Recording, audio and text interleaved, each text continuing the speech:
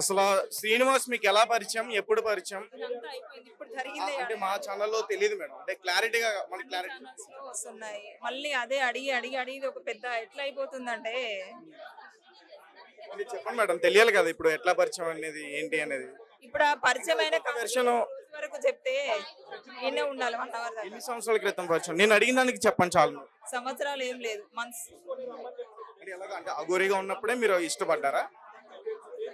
ఆ గోరిని ఇష్టపడడం అంటూ ప్రత్యేకంగా ఏముంటది, ఆమె ఒక అమ్మ అవతారంలో వచ్చింది, భక్తి పరంగా ఇష్టపడడం అయితే జరిగింది. అంటే ఎలా పరిచయం? ఏదైనా పూజలో పరిచయమా? ఏదైనా దేవాలయంలో పరిచయమా?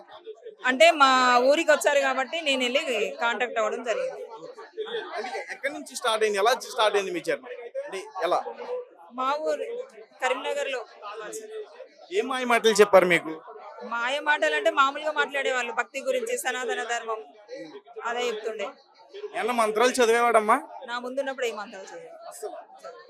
నార్మల్ ఇప్పుడు బయట కొన్ని వినిపిస్తున్నాయి కదా, ఈ గూగుల్ క్రోమ్ క్రీమ్ అయ్యని. ఓం ప్రేమ్ అలాంటి ఇంతవరకు అయితే నాకు అంటే ఆ మంత్రం మీరు చెప్పారు కాబట్టి నాకు నవ్వు వచ్చింది.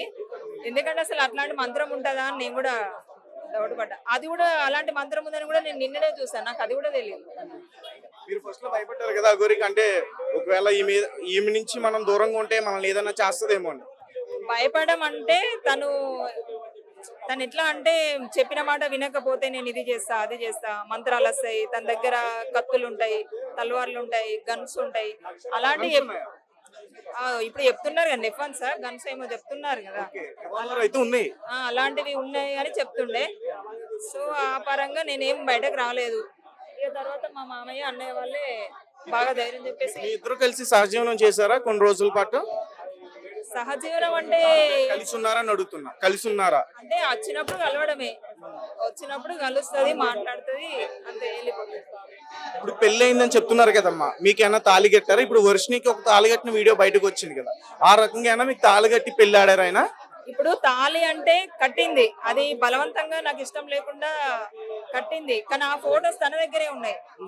పంపించమంటే పంపించట్లేదు, లేవు డిలీట్ చేసినా అని అబద్ధం చెప్తుంది. దానికి సాక్ష్యం మా అన్నయ్యలే, మా అన్నయ్య ముందు అడిగిపించాను. దానికి మిమ్మల్ని అయితే భయపెట్టి గుప్పెట్లో పెట్టుకుంది కొన్ని రోజులు. పెట్టుకుంది.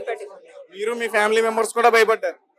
అంటే నేను మా ఫ్యామిలీ మెంబర్స్ కి చెప్పలేదు, ఎందుకంటే ఈ వర్షిని అమ్మాయి వచ్చింది కదా బయటకు, తను వచ్చినప్పుడే నేను మా వాళ్ళకి చెప్పిన, అప్పుడే నాకు స్పాట్ లో పట్టుకొచ్చారు ఇక్కడికి. ఇంకో ఆడపిల్లకి జరగద్దు, ఏదైనా సరే ముందుకు వెళ్దామని చెప్పేసి మామయ్య అన్నయ్యనే ధైర్యం చేసి పట్టుకొచ్చారు వీడికి. లేకపోతే బహుశా నేను కూడా రాకపోయేదాన్నేమో, కానీ ఇంకా తన కాదులో చాలా మంది అమ్మాయిలు ఉన్నారని చెప్పేసి నాకు నిన్ననే తెలిసింది. ఇప్పుడు ఎందుకు వచ్చారు బయటికి ధైర్యం చేసి? అంటే మంత్రాలు ఆమె అసలు అఘోరియే కాదని తెలుస్తుందా మీకు? తను ఏం చేయలేదు అసలు, నిజం చెప్పాను, తను ఫేక్ అని మాకు కూడా తెలిసింది. తనకి ఏ మంత్రాలు వస్తాయి?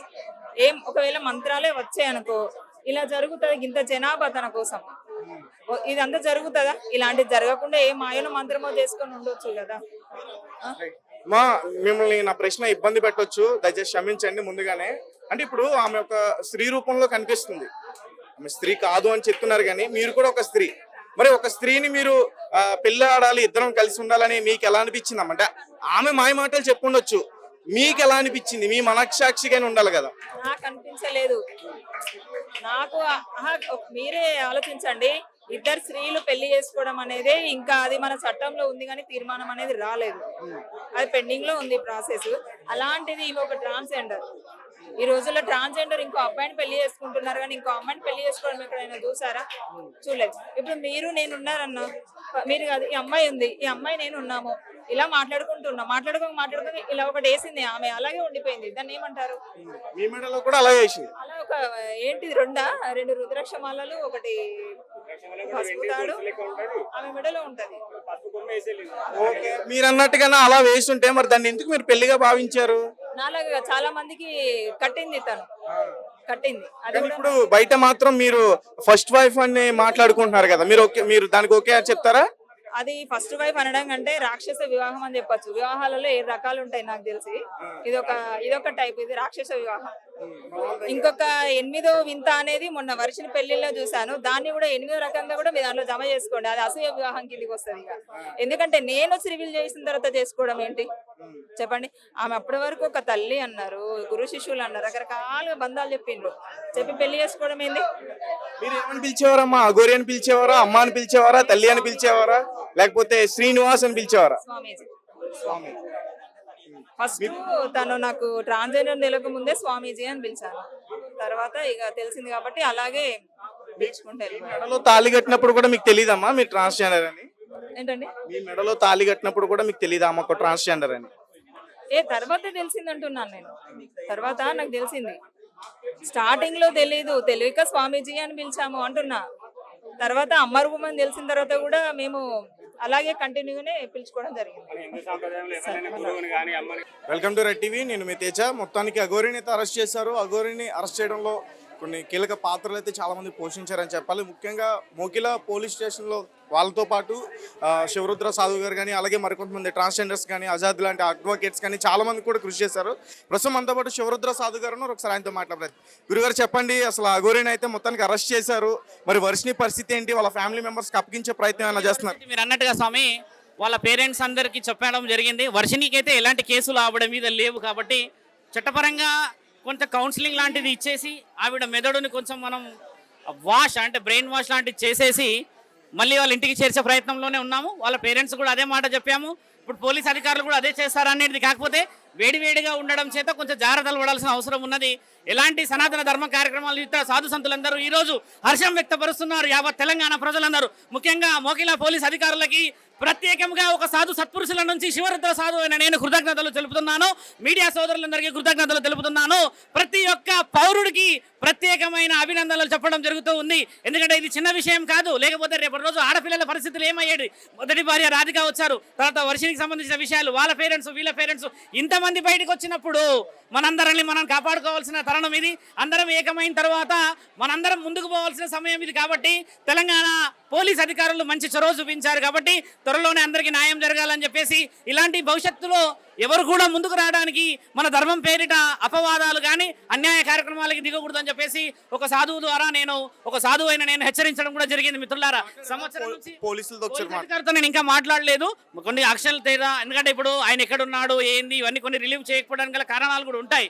ఎందుకంటే పెద్ద ఎత్తున ప్రజలందరూ ఏమన్నా ఇబ్బందులు పెడవచ్చు, చాలా మంది మోసం చేసిన వాళ్ళని బయటికి రావచ్చు అనేది, శ్రీనివాసు క్షమాభిక్షణ అనేది చాలా ముఖ్యమైనది. కాబట్టి మిత్రులందరికీ చెప్పేది కూడా ఏంటంటే ఆచితూచి అడిగేయాల్సిన సమయం ఇది. హడావిడిగా నిర్ణయాలు తీసుకోకుండా కొంచెం తెలివితనం పోవాల్సిన సమయం అని చెప్పేసి చెప్తున్నాం స్వామి. నమస్కారం స్వామి. అంటే గురుగారు, అంటే ఒక విషయం చెప్పండి. లాస్ట్లో మీరు రాధిక అనే ఒక మహిళతో కూడా ఫైట్ చేస్తున్నారు కదా, అఘోరికి సంబంధించి ఒక కేసు అయింది కదా? ఖచ్చితంగా. అంటే ఆ అమ్మాయికి పెళ్లి చేసుకున్నాడు జనవరి 1 రోజు. ఆ అమ్మాయి దగ్గర 4 లక్షల అమౌంట్ డీటెయిల్స్ ఉన్నాయా? ఫుల్ డీటెయిల్స్ ఉన్నాయి, డాక్యుమెంట్ ఉంది, రికార్డు ఉంది. మహిళా కమిషనర్ గారికి కూడా అన్ని ఇచ్చాం. కాబట్టి ఖచ్చితంగా న్యాయం జరుగుతుంది. ఆ అమ్మాయి కూడా ముందు చాలా మంది వస్తున్నారని చెప్తే కూడా నేను ఆపి పెట్టడం జరిగింది.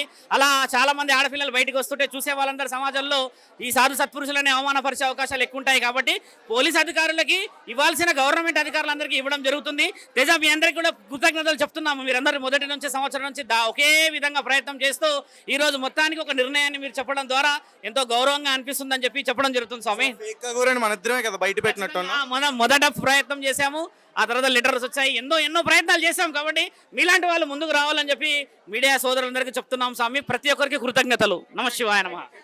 Welcome to red TV. నేను మీ తేజ. మొత్తానికి అఘోరిని అయితే అరెస్ట్ చేశారు. మరి అఘోరి పైన ఏ సెక్షన్స్ కింద కేసులు నమోదు చేసి అతన్ని అదుపులోకి తీసుకున్నారు, ఈ పూర్తి విషయాలన్నీ కూడా మనతో పాటు డిస్కస్ చేయడానికి ప్రముఖ అడ్వకేట్ ఆజాద్ గారు ఉన్నారు. ఒకసారి ఆయనతో మాట్లాడే ప్రయత్నం చేద్దాం. సార్ నమస్తే అండి. నమస్తే తమ్ముడు, బాగున్నావా? అఘోరిని అయితే మొత్తానికి అరెస్ట్ చేయించారు. సో ఏంటి ఎలాంటి సెక్షన్స్ తనపైన నమోదైనాయి?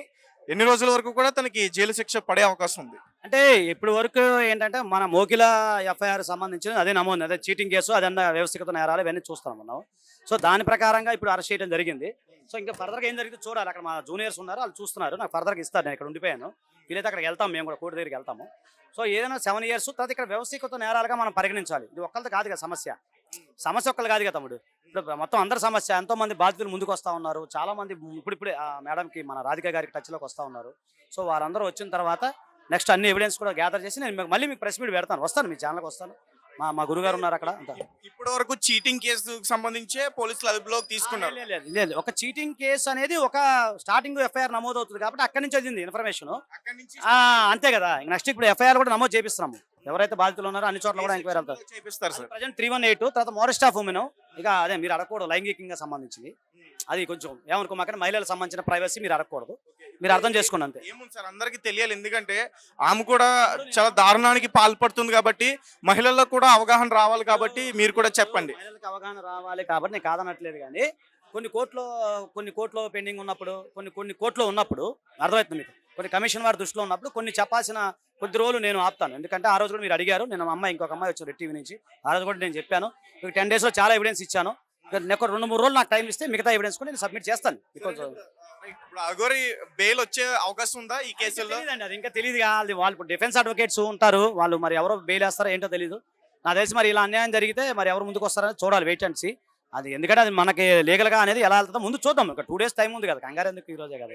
సరే, అఘోరి గురించి చెప్పుకుంటుంటే తన వ్యవస్థలే తన వెనకాల ఉంటాయంటూ కూడా మాట్లాడుకుంటున్నారు. మరి అఘోరి వైపు నుంచి ఎవరైనా అడ్వకేట్ ని పెట్టుకునే అవకాశం ఉంటుంది అంటారు? అఘోరి ఒకటండి పెట్టుకునే రైట్ ఆయనకు లేదని నేను ఎట్లా అంటాను? భలేవాడివే, నిందితుడుకున్న కొన్ని హక్కులు ఉంటాయి, కాకపోతే ఆయనకి వ్యవస్థ ఉందా లేదని నాకెడ తెలుస్తుంది. మీరే ఇన్వెస్టిగేషన్ జర్నలిజం చేసి అలాంటి ఎవిడెన్స్ ఇస్తే మేము దాని మీద ముందుకెళ్తాం. కానీ ఇప్పుడు మాకు అది నాలెడ్జ్ లేదు కదా, ఎంతమంది ఉన్నారు ఏంటో తెలియదు. అఘోరిని ఎప్పుడు చూడలేదు, ఆయన ఎవరు కూడా తెలియదు. ఇప్పుడు ఈ రాధిక వీళ్ళంతా చెప్పిన దాన్ని బట్టి చూస్తే వాళ్ళు తెలిసి వీళ్ళు తెలిసి అని అంటారంట, మరి ఎలా పరిచయం మాకు తెలియదు.